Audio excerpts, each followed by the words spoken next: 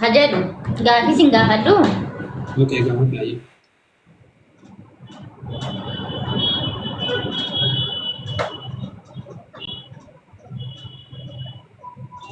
Okay, mirga Sumayyaa eegi jechaa jiranii isin haa dubbattu jechaa jiru. Rakkoon qabu haa dubbattu. Ishee dubbadhu. Tayyaadha.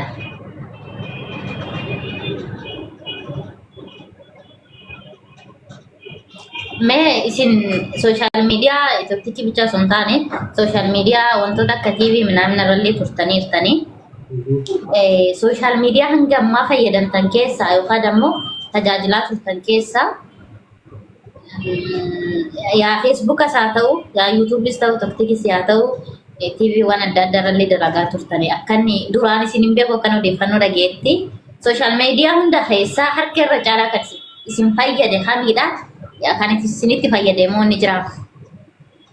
Okay, gaaffiin kee bareedaadha. Kan isa dhumaa kana kan si fayyadee fi kan si miidheedha. Okay. Gaaffii bareedduu yaani gaazexeessaan nama gaafatu na gaafatte.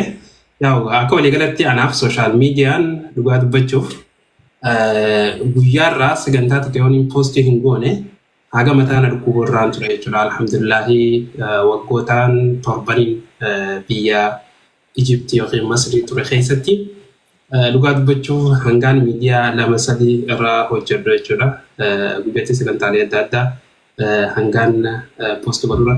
Even miidiyaa chaanaala mataa xiyyaa balee keessaa fugaa namoonni hedduun miidiyaa mooraa fuuldura na beekanii even akkasumas miidiyoota hedduu jechuudha karaa lafa jalaatiin hedduu gargaaraatiin ture san keessaa miidiyoota Oromoon qabdu keessaa Oromiyaa Miidiyaa Neetwoork OMN irrallee haga takka yeroo muraasaaf hojjedheen ture. So alhamdulillahi maal jennaan muuxannoon wanta kana yeroo hojjechaa deemte jechuudha keessaafuu warroottan hamilee waa'ee kanaa qabuuf galmoowwan dhaamsa dabarsuu barbaaduuf waan irra jirtan keessa tattaaffii godhuun hedduu isin fayyaddi. So ani dhugaa dubbachuuf hamileen qabaachuu ture xiqqeenya kiyyarraa osoon mana barumsaa kutaa 3-4. Assalamu alaikum warahmatullahi wabarakatuh. Akkam jirtan kabajamtoota jaallatamtoota maatii ummaa jamnageen keessan badhaadha. Wallahi aminiyaa faa kaleessa kennaa jechuu engadda kaleessa malee engadda waraabee liivii isaanii guutuu waraabeetiin ture. Qophii yeroo isaan godhanii garuu immoo liivii san keessatti nashiidaa minaamin waan qabu sagalee isaanii yonniin jenne akkasuma sumee immoo kaleessa waraabeni dhugaa hedduudas nama jedhaa kaleessa poosti gochuu barbaade garuu haalli naan mijjanne amma mootuu waanuma jaalladhuuf YouTube keessa jira kaayyachuu barbaade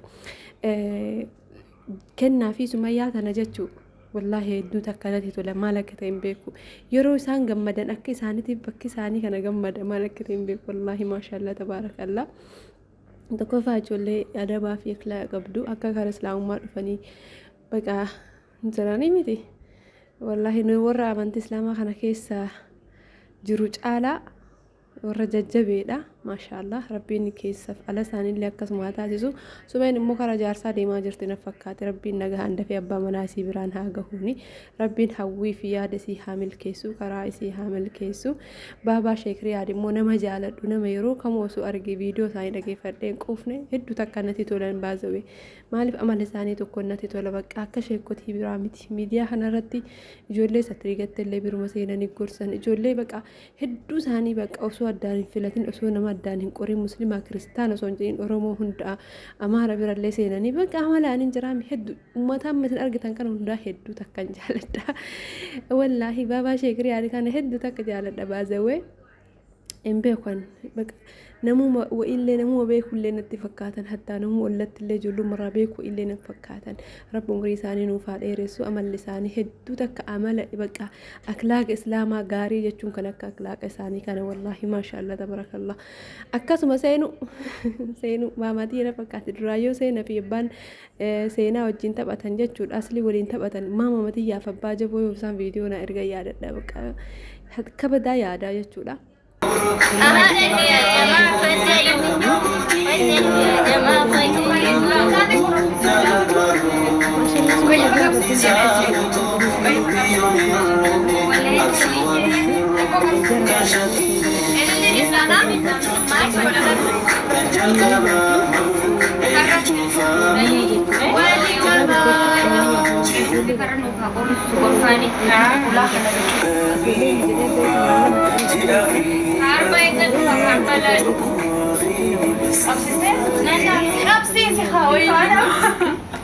Sim, mano bani major. Kadi bu sebe lo kadi ke kulka bani samai. በቃ ደስ እንደጀጠን ወላሂ እኔ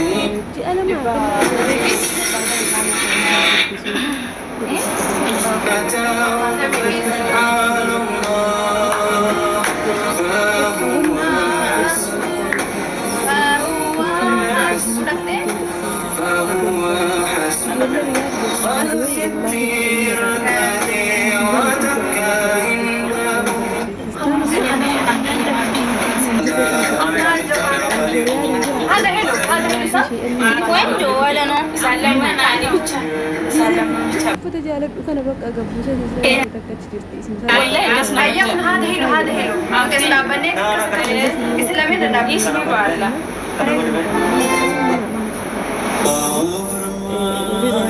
انا مو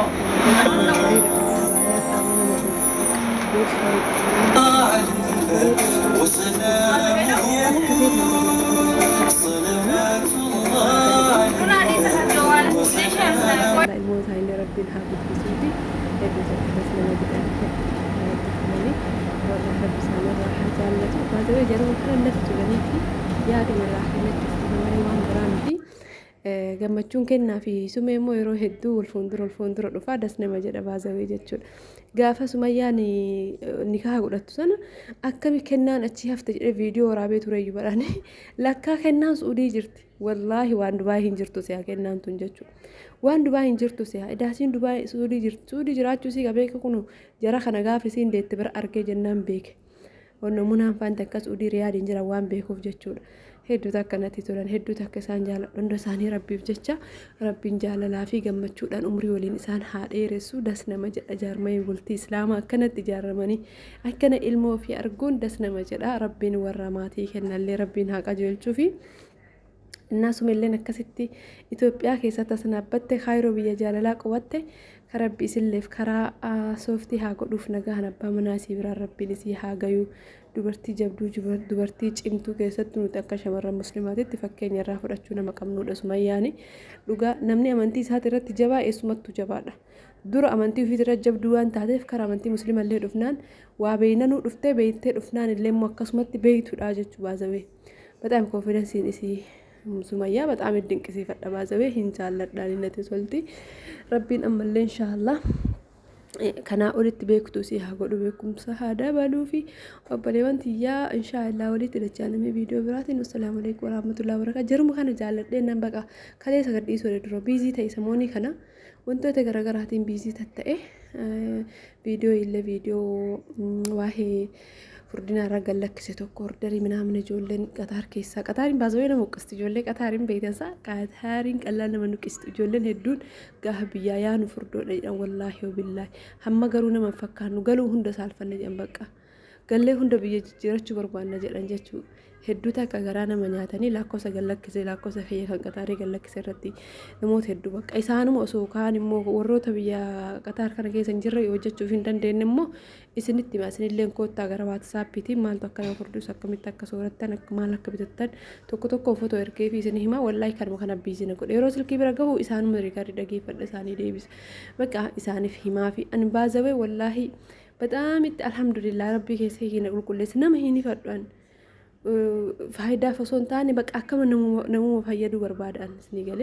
ፈቀኛ የሚጀነ ፈሮት እስከ ሰጀራን ተኮ ሳቲን ፎቶ ይርገፊ አስራደ ይሁቺ ሲክሳት ፈይደም ምናምን አዋን ቤኩፍ ጀቹዋን ከና አን ሶረተ ፍርዲና ካነ በከን ትቤኩ ባዘዌ ወንቲ ቤካን ከና ሱኡድ ትቤካ daldala turre kanaan duroo namitti madaamiti hojii wajjannee achitti beekaani isii sarraata nyaatteen ajajatteeti garuu ani immoo achumaan baradhe baazawee biyya ormaa kana keessa silaa hedduu kadhiin miidhamu ana ture kabaay'ee huqqatee qal'ina irraa miidhamu ana ture garuu waan isaan fayyadamuuf alhamdulillah qal'adhe hin miidhamne galata rabbii akkasii isiniin jabbalee wanti iyya fayyadamaa biyyatti yoo galtan baay'ee miidhamtan isin miidhaa kanaafuu viidiyoo waa'ee kanaa deebisee gabraa isin hojjedha ammaan immoo kanuma gadi lakkisa isiniif mee amma laayik gochuun dagatinaa sabiskiraayib ishii mana kiyya kana isaa meenaa yuutuubii kiyya irraa babbadutti jira rabbi naa laaffisu du'aa illee naa godha. Assalamu alaikum warahmatullahi wabarakatuh. Har'a kun kanaa isin fidee dhufee jira akkuma isiniin jedhee tizaazii qaba ajajameetiin jira. Ajajisan keessa kuni wantoota gimaash ganaa wanni haganaa afur hafa inshallah miiksii furdinaati asbiratti kuni maash akbar jedhama kuni aynil jamal jedhama yookaan garga'aa jedhama kuni mootiyyuu kaajuu jedhama loozii adii kana kuni mootiyyuu looz hamraa yookaan looz hellow jedhama maqaan kanaa jechuudha. Egaa jara kanneen guutuu amma ibidda jala oo'isee kun walaa akka ta'e oo'isee ibidda xiqqoo firina oo'isee raawwadhee xiqqeesse haa ibiddi nafa seenu eegee kun amma dhufee amma daakuudhaa walitti makee yoona harkaa waliin makame addaan fuudha rakkoon qabu adda addaa kanallee adda addaa kanallee adda addaa kanallee adda addaa kanallee adda addaa ka ergasan immoo walitti miiksi godhaa jechuu gingilchee qulqulleessee walitti miiksi godhaa ammallee gosoota akka kanaa wantoota afran hafanillee viidiyoo isin galchuu danda'a yookaan immoo viidiyoo hin galchu isin galee garuu jaruma kana qofaa yoo fayyadamtan taate furdina akka ajaa'ibaa kana isin fayyada jara afran hafanitti dabalaan immoo dabaleetu isin fayyada kanaafuu tataqamubbate shi onlaayinii irra deddeemtanii waan argitan bittanii shafaxamaa abaarsa waan roga qabu nyaadha furdadha waan qanniisaa qaama keessanii isin ijaaru waan agartee fayyaa qaama keessaniitiif oolu kana qofaa miti isiniin jedheera waa baay'ee hafaa. Fakkeenyaaf yaansuun itti dabaluu dandeettan kanatti yaansuunni baay'ee bareedaadha shamar jedhama fireen akka kammoonaa tokkoon jira shamara san itti yoo dabaltan oo'istanii shamarri sun baay'ee bareedaadha akka wantoonni kun zayitii waan qabaniif dhiibbaa zayitiin isinirraan gahu sana inni mootiyyuu ni dhoorgaa jechuudha dhiibbaa jabaan isinirraan hin gahu garuu namoonni tokko qaamni isaa hasasiyyaa qabaachuu danda'a yoo zayita waan zayita qabu fayyadame shifniinaam naamna dhiigni isaa xiqqoosii bakka waan shiftaa fuularraa bahuu danda'a galee laayin machoo jira saniif immoo shamara gaafate dabarte shamarri sun immoo tuyyuu dhiiga keenya ni qulqulleessaa wantoota dhiiga keenya miidhan ittisaa jechuudha. Na kana waan ta'eef kun kanumaani amma daakuudhaa qopheeffadhee jira. Ciao daa'imni